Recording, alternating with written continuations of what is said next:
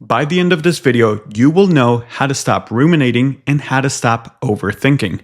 I know that's a bold promise, but I genuinely believe I can deliver that for you today. I'm a licensed therapist and I help people stop ruminating every single day. I actually see this as one of the main challenges in our society. So many people struggle with rumination and overthinking, and they come to me with the same desperate questions. How do I stop this? How do I get my mind to quiet down? How do I stop replaying past conversations or worrying about future possibilities? And the thing is, they're incredibly motivated to stop, but that motivation itself is actually part of the problem, and I'll explain why in just a moment. If stopping rumination were as simple as me telling you, just stop ruminating, it would be like telling someone who's panicking to just calm down. We all know that is one of the worst pieces of advice you can possibly give someone. It doesn't work, so we need a different approach. To truly stop ruminating and overthinking, you first need to understand why it happens in the first place. This is crucial, so pay attention.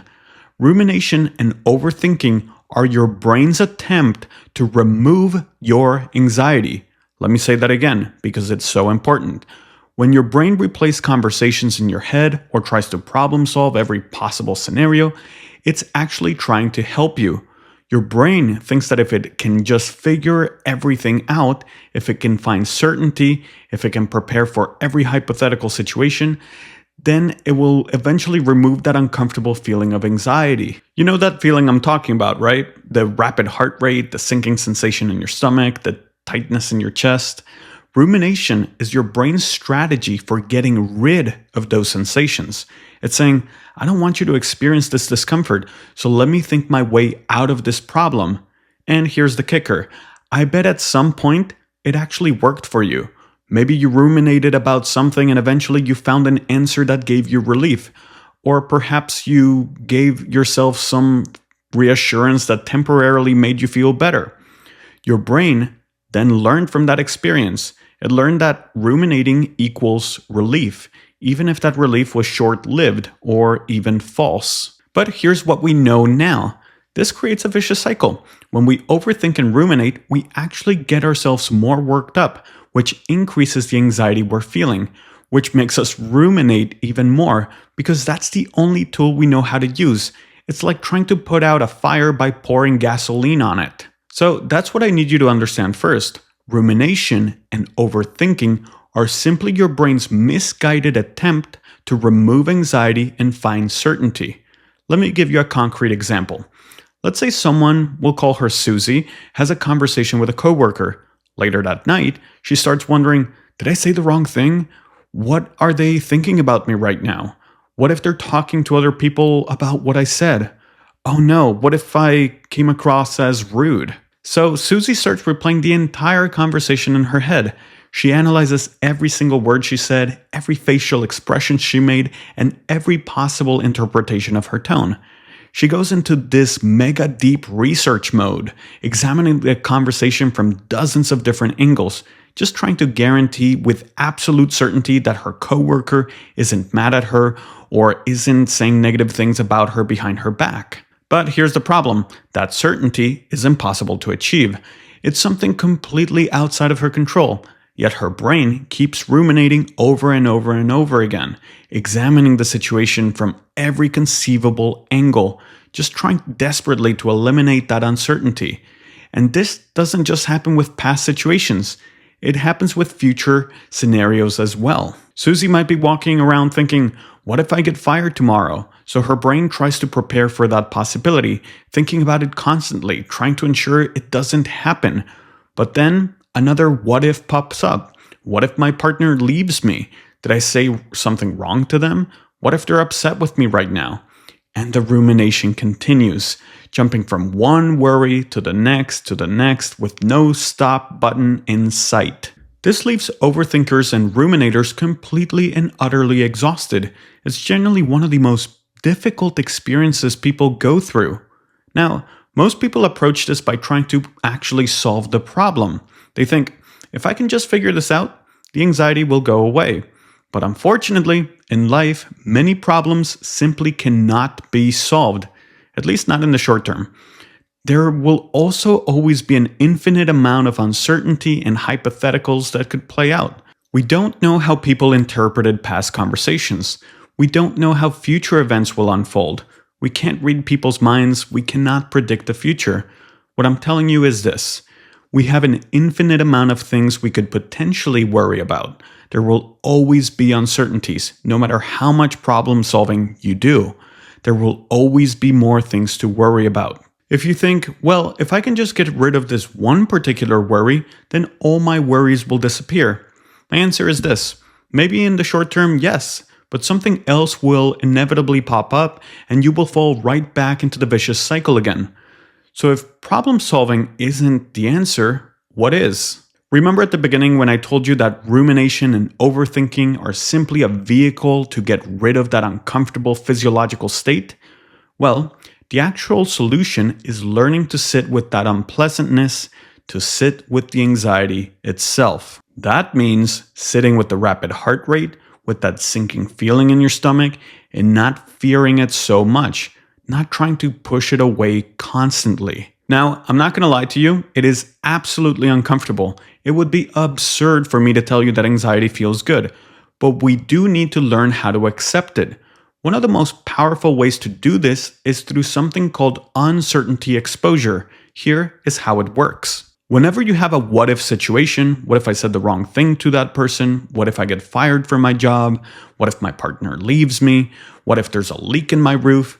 Instead of trying to problem solve and eliminate that uncertainty, we need to learn to accept it. You say to yourself, I don't know. That is it. Just, I don't know. And you're going to have to repeat this dozens of times. I don't know what's going to happen. Hopefully nothing bad, but I don't know.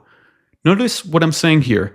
You can say, hopefully nothing bad happens. You can even say, likely nothing bad will happen, but you end up with I don't know. Because here's the thing. If you give yourself false reassurance like everything is going to be okay, that's also a lie. You don't actually know that.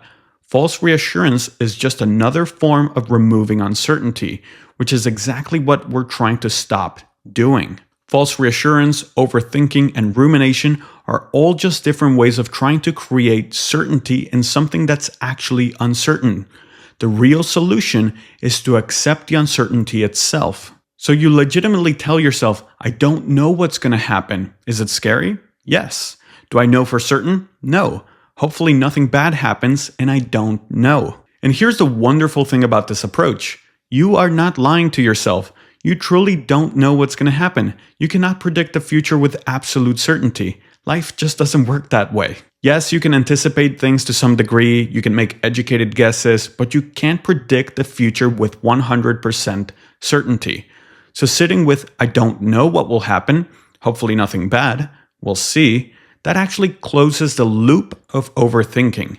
Your brain will accept that answer because it's actually truthful. It might take several repetitions, but eventually it will accept it. So think of any hypothetical or ruminating thought and respond with, I don't know what will happen. I don't know if I'm going to get sick. Hopefully not, but I don't know. All I can do is take reasonable precautions. I don't know how it's actually going to play out.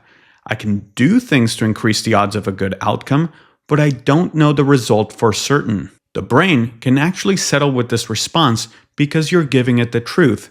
And here is something beautiful.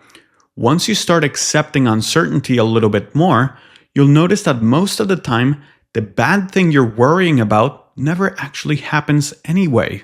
And on those rare occasions when something challenging does occur, you'll realize that rumination and overthinking weren't actually preventing those outcomes. In other words, the rumination isn't increasing the likelihood of good things happening or preventing bad things from occurring. It's just exhausting you. This requires a bit of trust in yourself. Trust that you'll be able to respond to challenges as they arise without needing to overthink everything beforehand. Your brain and body will still problem solve when necessary. You will still make good decisions. You just don't want to be constantly ruminating to do so. Now, the second component of stopping rumination is learning to accept the physiological symptoms of anxiety. We need to understand our heart rate, our breathing, the sensations in our stomach, all those physical symptoms of anxiety. And we need to accept that we don't have to push those feelings away. Anxiety is the emotion most commonly associated with rumination and overthinking, though sometimes guilt and other emotions can trigger it too. But the key principle is this: when we experience an unpleasant feeling in our body, we don't have to escape it or get rid of it immediately. I know what you might be thinking, but won't I just wallow in anxiety forever if I don't try to get rid of it? Actually, no. The lifespan of emotions isn't that long. Anxiety typically subsides on its own if we don't interfere with it. What actually makes it worse and prolongs it is the rumination and overthinking. That's what keeps the anxiety going long term. Plus, when you rely on false reassurance, overthinking, and rumination to remove your anxiety, you become dependent on those strategies. In other words, it becomes a constant need to overthink, a constant need for reassurance, a constant need to problem solve things that cannot actually be solved. So to accept the bodily symptoms, try this. Name what you're experiencing. Say, okay, my stomach is feeling tight right now. My heart is racing. I don't like this feeling, and I can accept it. I don't have to push it away. You will have to repeat this several times. I don't like this. I dislike this emotion. I dislike this sensation in my body. And I don't have to push it away. I can accept that it's here. Think of it like a pebble in your shoe. It's uncomfortable, but you don't have to panic about it. You can even try personifying it. Welcome, anxiety. Welcome to the room. Make yourself comfortable. Exit whenever you feel ready. You're not forcing it out. You're not trying to slam the door on it. You're just allowing it to be present. And here's where something interesting happens. When you stop fighting the physiological response, when you stop fearing it, it has a paradoxical effect. By accepting the anxiety instead of fighting it, it actually shows up less frequently and with less intensity. It loses its power over you. So, those are my main strategies for stopping rumination and overthinking. That's it for today's video. Thank you for watching. If you like this video, make sure to like, share, and subscribe to my channel. Thank you, and see you in the next one.